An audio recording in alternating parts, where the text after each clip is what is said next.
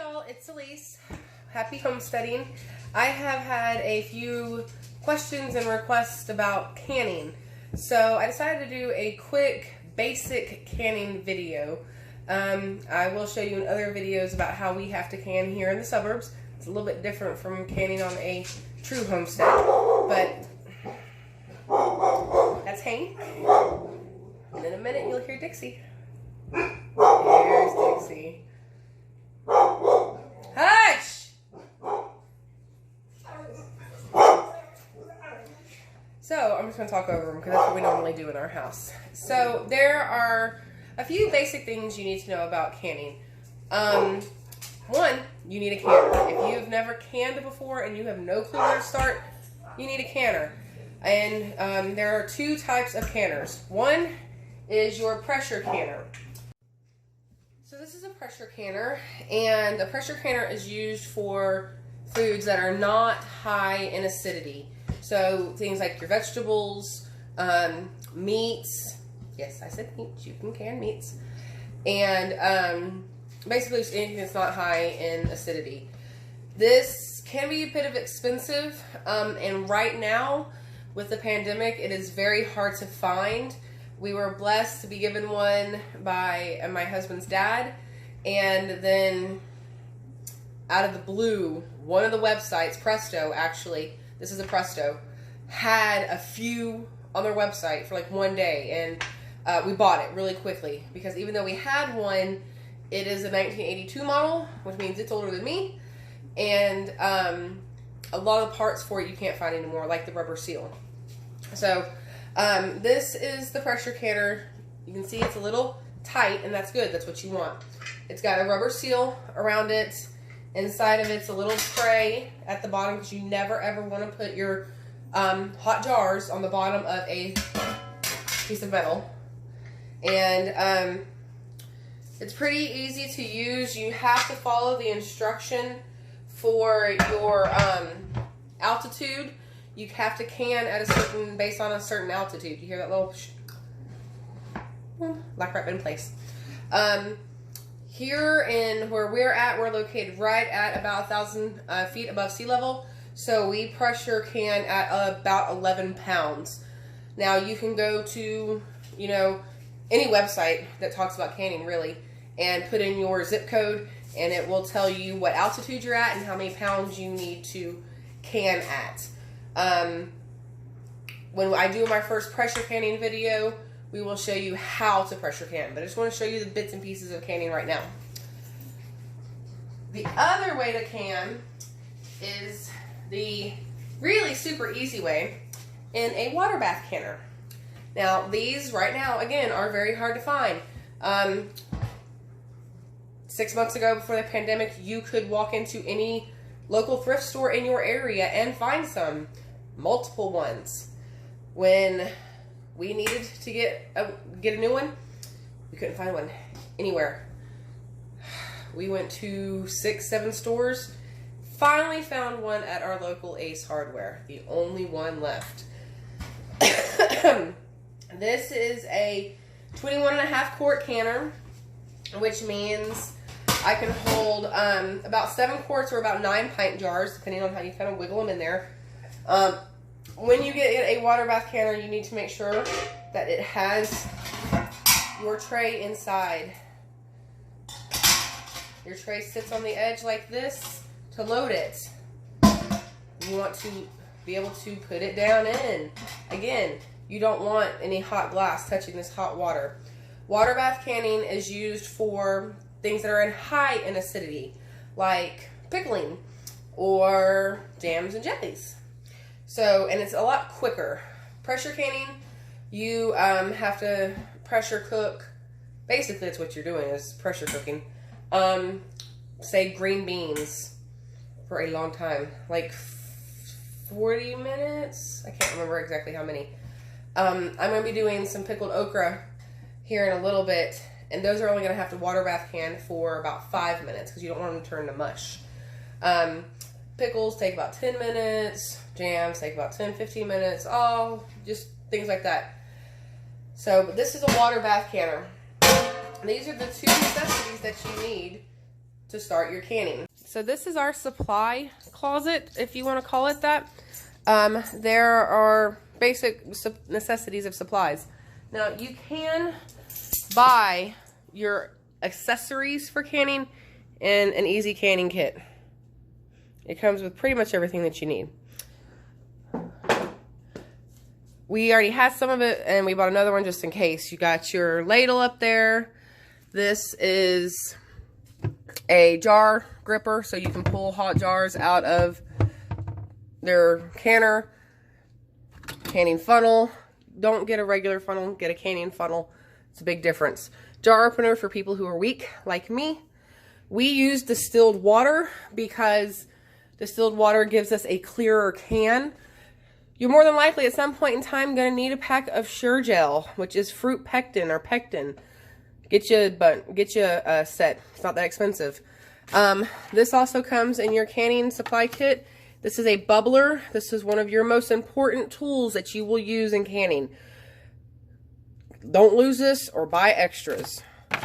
I have in here a mandolin, which is a slicer. The only reason I have that in here is because I freeze stuff too. Also, you got your canning and pickling salts. You got some lime juice because you're occasionally going to have to add that to things. And you got some pickling crisp, which I'm going to use with my okra later tonight.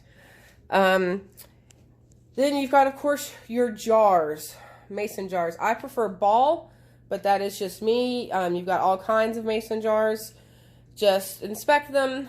When you get them, look for any cracked jars because it can happen.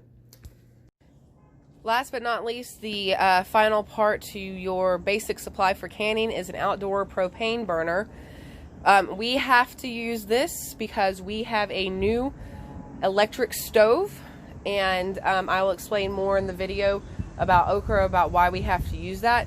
But a lot of people use these for canning.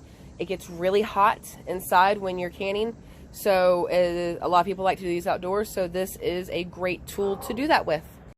Okay, so those are your basic supplies for canning. There are 3 cardinal rules to canning that are very, very, very important. Here's the 3 parts of your jar. You got your jar. This is your actual lid, okay? This is the lid. This is not the lid. This is a ring. Goes down inside of it. This buddy right here is very important, okay? Hey, there's 2 of them stuck together. That can happen, okay? But this is very important. So, the number 1 cardinal rule, in my mind, of canning is to wipe your jar lid, okay? After you put whatever you're canning in a jar, you're going to have driplets, droplets, whatever from after you've debubbled it, anything, transferring liquid, putting stuff in there, you're gonna have liquid. In order to create a tight seal, you need to wipe the edge of this with a clean, dry napkin, not a cloth, a napkin, okay? And you need to wipe it well. The smallest piece of anything can cause a false seal or a no seal when you can. You don't want to do that because then you might lose what you just canned. The second important thing to do is to debubble. And when I do my okra video, I'll show you how to do that. Debubbling is this. Remember this tool? Very important. You'll have stuff in here. You'll take it in here, and I know it looks weird, but you'll kind of just go along the rim, and you will see bubbles coming up your jar.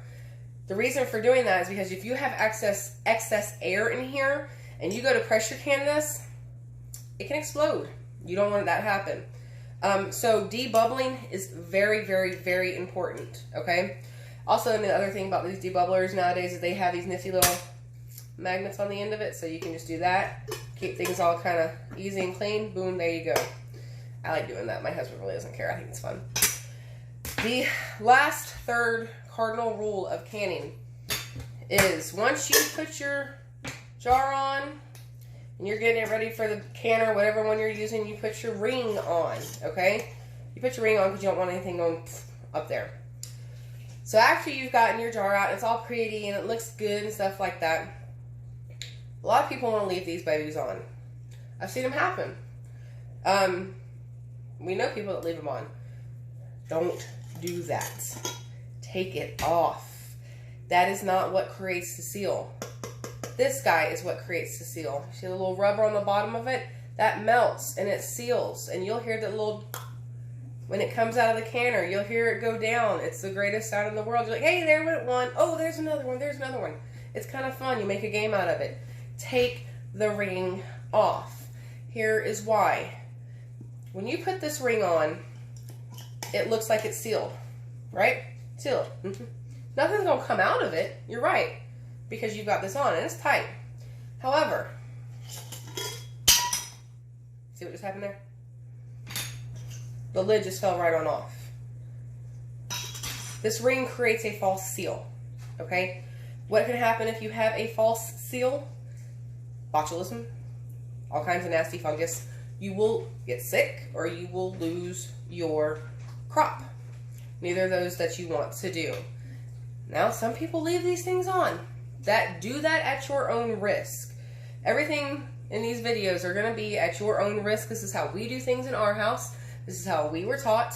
And this is our best way of doing things. But if you want to leave seals on, go ahead. I'm just warning you what can happen. And you saw what can happen. You leave those on in there, and that's really not there. Just kind of laying on there. So anything and everything can get in there, even if you've got it sealed tight. It does not create an actual pressurized seal. This is our canned closet, as you can see. There is not a ring to be had. We have Dixie. Hi, Dixie. We have green beans there on the left. We have chicken. We have potatoes. We have carrots. We have corn. We have pinto beans. And yes, we know that's a lot of pinto beans, but that's what the man likes. We have pineapple jam. We have blackberry strawberry jam. We have jalapenos. And we have pickles for days. You will notice that there's not a ring anywhere. What I like to do is when I just get a second, I just reach my hand in there. Touch, touch, touch, touch, touch, touch, touch. You don't hear anything popping back up, right? Nothing's popping back up. That means we are at a good seal. Another thing I'd like to mention is that you'll notice that none of our cans are stacked. Some people do stack their cans. They will take the cardboard from their jars box and put their jars back in their back in the box, and they will stack them that way. We don't do that because, again, it can create a false seal. It could create that false pressure on top of it, which we don't want. We want to know for certainty at all times that our jars are fully sealed. We don't want any extra pressure or falsified pressure on them. So I hope that gave you some basic knowledge about canning. It's actually really easy to do.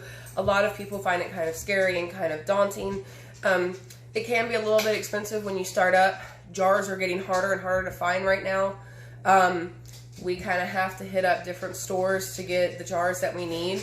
We mainly use quarts and pints. I've heard there's pint and a halves out there. I really want to find one.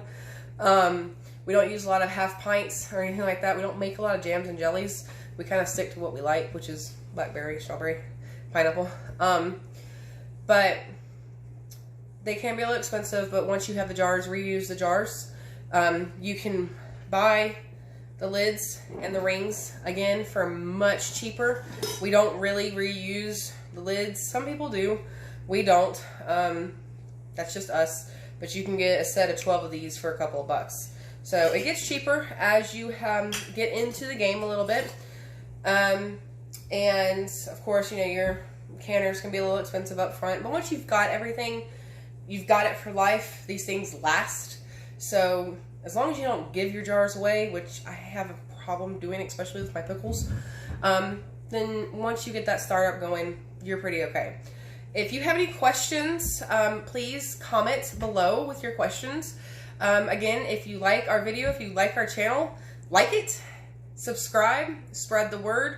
We are trying to help educate and share our journey on a suburban homestead. So y'all have a wonderful evening, and we'll see y'all later.